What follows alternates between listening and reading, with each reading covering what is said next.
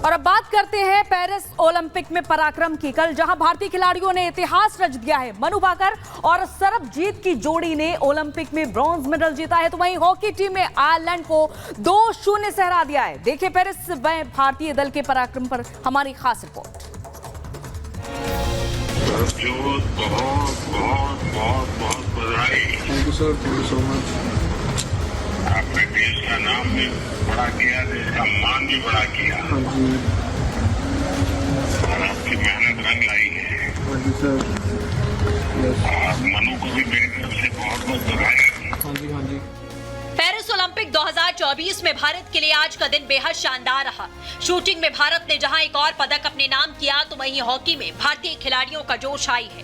Paris Olympic में मनु भाकर धाकड़ athlete बनकर उभर रही हैं। उन्होंने एक के बाद एक 2 मेडल जीतकर अपना नाम इतिहास के पन्नों में दर्ज करवा लिया। अब मनु के पास एक और इवेंट में गोल्ड मेडल जीतने का मौका है। मनु भाकर आजादी के बाद एक ही ओलंपिक में 2 पदक जीतने वाली पहली भारतीय बन गई, जिन्होंने 30 जुलाई को सरबजोत सिंह के साथ पेरिस ओलंपिक में 10 मीटर एयर पिस्टल मिश्रित टीम वर्ग में दक्षिण कोरिया को हराकर इतिहास रचा।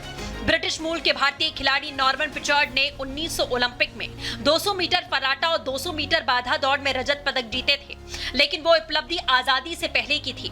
भारतीय जोड़ी ने कोरिया के ली बोहनो और ओयो जिन को 16-10 से हराकर देश को इस ओलंपिक में देश का दूसरा पदक दिलाया। इसके पहले मनु ने महिलाओं की 10 मीटर एयर पिस्टल स्पर्धा में कांस्य पदक जीता था।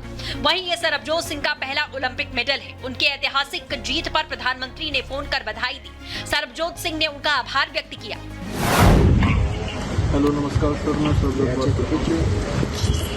सरबजोत बहुत बहुत बहुत बहुत बधाई। Thank you sir, thank you so much. आपने देश का नाम भी बड़ा किया, देश का मान भी बड़ा किया। हाँ जी, और आपकी मेहनत रंग लाई है। हाँ जी सर। यस। और मनु को भी मेरी तरफ से बहुत बहुत बधाई। हाँ जी, हाँ जी। और आपने हॉकी डिवीजन में थोड़े से रह गए, लेकिन आपने हाँ जी, बस वो तो करके दिखा दिया। हाँ जी, एक ही इंटेंस रह गया उसके अंदर में, बट कोई नहीं, नेक्स्ट ओलंपिक में और अच्छा करके जाऊंगा। उसकी तैयारी ज़्यादा अच्छी करूँगा। नहीं, बहुत अच्छा किया है। इधर इस जीत के साथ मनु ओलंपिक में 1 से अधिक पदक जीतने वाली भारत की चौथी भारतीय एथलीट बन गई। मनु से पहले नॉर्मन प्रिचर्ड, सुशील कुमार और पीवी सिंधु ऐसा कर चुके हैं।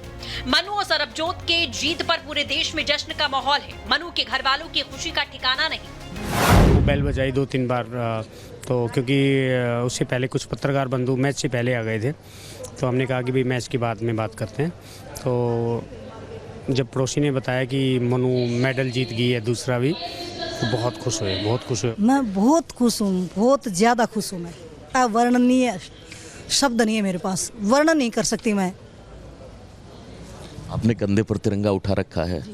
मनु ने पूरे विश्व पटल पर इस तिरंगे को बहुत बुलंदी के साथ लहरा दिया। 2 मेडल जीते हैं इस ओलंपिक में, जो इतिहास है इस देश के लिए। मनु ने जब शूटिंग शुरू किया था, जब नेशनल में मनु का सिलेक्शन हुआ था ना नेशनल टीम में, तब मनु ने जीतू राय उनकी ड्रेस को देखा था कि इंडिया की जर्सी उन्होंने पहन रखी है।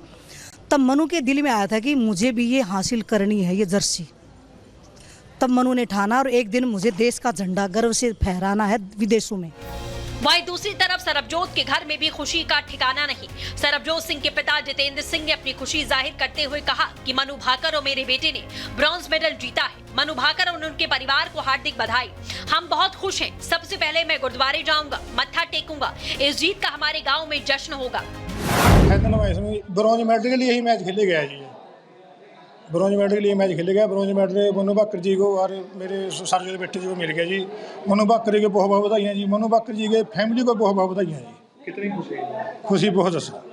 गाँव में कैसा? मैं पहले पिजोखड़ साहब गुरुद्वारे में जाऊँगा जी, मान नमस्ते होगा, उसके बाद घर जाऊँगा जी। सोशल मीडिया पर मनु और सरबजोत के लिए बधाइयों का तांता लगा है। हरियाणा के मुख्यमंत्री नायब सिंह सैनी ने मनु भाकर और सरबजोत सिंह के ऐतिहासिक प्रदर्शन पर खुशी जताई। बहुत बहुत बधाई देना चाहूँगा मनु भाकर जी और सरबजोत सिंह जी को, जिन्होंने कांस्य पदक जीत करके भारत के तिरंगे को ऊंचा करने का काम किया है। मैं खिलाड़ियों को बहुत बहुत बधाई और शुभकामनाएं देता हूं। वहीं ब्रॉन्ज मेडल जीतने के बाद मनु भाकर इवेंट में अपने पार्टनर सरबजोत के साथ काफी खुश थी। जब उनसे पूछा गया कि वो अब मेडल की हैट्रिक भी जड़ सकती हैं, इस पर उन्होंने कहा कि वो मेडल जीतने के लिए पूरी जान लगा देंगी और हैट्रिक जड़ने की कोशिश करेंगी। After the match, we were like, you know what, let's just give our best tomorrow, and whatever follows, we will not like regret it later. We will try our best. जो भी होगा ना देख लेंगे, बस कोशिश करेंगे अच्छे से. So I'm glad that he also shot well and I also shot well. So that's great. आज हरियाणा ने वैश्विक स्तर पर देश का नाम एक बार फिर से रोशन किया। पेरिस ओलंपिक 2024 में भारत ने एक और मेडल जीतकर दिखा दिया है कि अपने देश में हुनर और काबिलियत की कोई कमी नहीं है।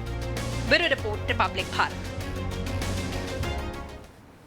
तो पेरिस में भारतीय खिलाड़ियों का लगातार पराक्रम जारी। और आइए जल्दी से बता देते हैं आज कौन कौन से मुकाबले होने वाले हैं, कौन कौन से खिलाड़ी अपना हाथ आजमाएंगे। आप देख सकते हैं निशानेबाजी और शेषी सिंह। जी हां, दोपहर 12:30 बजे मुकाबला होगा। महिला ट्रैप क्वालिफिकेशन का दूसरा दिन है और राजेश्वरी कुमारी इसमें हाथ आजमाएंगी। इसके अलावा अगला हम फटाफट से आपको मुकाबला बता देते हैं कि अगला मुकाबला कौन सा खास होने वाला है। दोपहर 12:30 बजे निशानेबाजी में स्वप्निल कुसाले हाथ आजमाने वाले हैं। मुकाबला पुरुषों की 50 metre rifle 3 position qualification round है, जिसमें ऐश्वर्या प्रताप और स्वप्निल कुसाले भी अपना हाथ आजमाएंगे। इसके अलावा बैडमिंटन दोपहर 12:50 पर होगा। महिला एकल ग्रुप स्टेज में पीवी सिंधु अपना दम दिखाएंगी। तो उधर नौकायन में दोपहर 1:24 पर पुरुष एकल स्केल सेमीफाइनल CD1 में बलराज पवार अपना जोश दिखाएंगे। इसके अलावा आपको जल्दी से बता दें कि बैडमिंटन में दोपहर 1:40 पर पुरुष एकल ग्रुप स्टेज में लक्ष्य सेन हाथ आजमाते हुए नजर आएंगे, मेडल पर निशाना साधते नजर आएंगे। तो ये 31 जुलाई के तमाम मुकाबले हैं जो हमने जल्दी से आपको बताया कि आखिरकार कौन कौन से खिलाड़ी आज अपना दमखम दिखाएंगे, क्योंकि सीधा निशाना मेडल पर भारतीय खिलाड़ियों का। और इधर अब बात करते हैं इजराइल के हमले की, जहां इजराइल ने 12 मासूम बच्चों की मौत का बदला लिया है और हिजबुल्लाह के कमांडर पर हमला किया है। देखिए 1 मिनट में इसी से जुड़ी है पूरी रिपोर्ट। बीते शनिवार को हिजबुल्लाह के आतंकियों ने लेबनान से इजराइल के शहर पर हमला किया था, जिसमें 12 बच्चों की मौत हो गई थी। इसी का बदला लेने के लिए थोड़ी देर पहले इजराइल ने लेबनान के बेरूत पर भीषण बमबारी की। बमबारी में हिजबुल्लाह के टॉप कमांडर के मारे जाने की खबर है।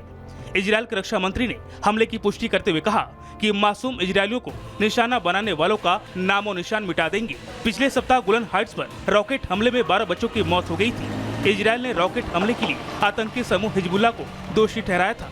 हालांकि हिजबुल्लाह ने हमले में अपनी किसी भी भूमिका से इनकार किया है। लेबनान ने इजरायली हमले की निंदा की। लेबनान के विदेश मंत्री अब्दुल्ला हबीब ने कहा कि उनकी सरकार संयुक्त राष्ट्र में शिकायत दर्ज कराने के लिए तैयारी कर रही है। रूस ने भी बेरूत पर इजरायली हमले के अंतर्राष्ट्रीय कानून का उल्लंघन करार दिया है। इजरायली सेना ने कहा कि लेबनान की ओर से मंगलवार को फिर रॉकेट दागे गए, जिसमें इजरायली नागरिकों की मौत हुई। दूसरी ओर इजरायली सुरक्षा बल दक्षिणी गाजा के खान यूनिस की सप्ताह भर की घेराबंदी के बाद वापस आ गए।